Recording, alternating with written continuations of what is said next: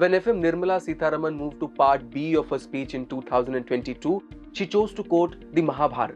Just before she presented the taxation proposals, this quote would have made viewers anxious.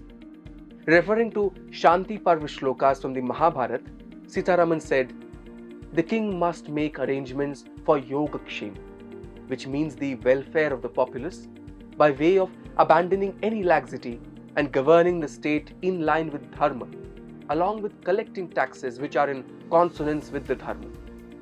After this quote, it may have come as a relief that she did not announce any changes in income tax slabs. The year before that, she was more poetic in a melancholic way. The speech began with these lines from Rabindranath Tagore: "Faith is the bird that feels the light and sings when the dawn is still dark." Sitharaman was referring to the difficult times during the COVID-19 pandemic.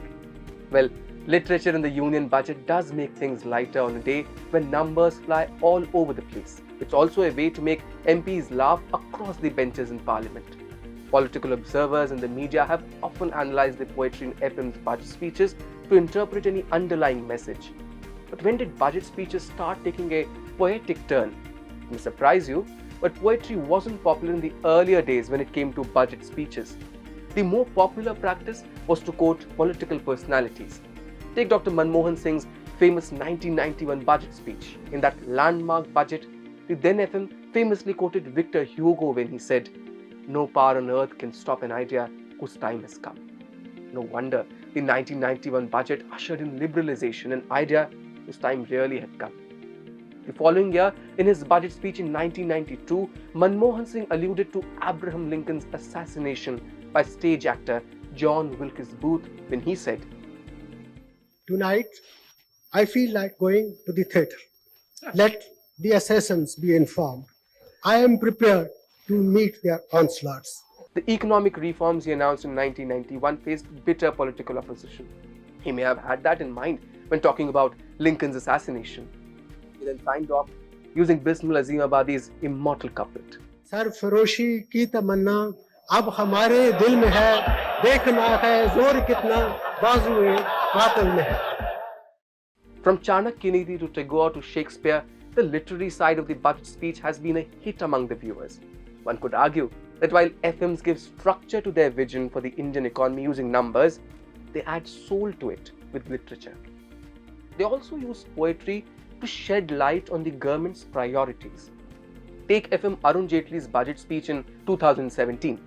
It was the first budget after PM Modi announced demonetization on November 8, 2016.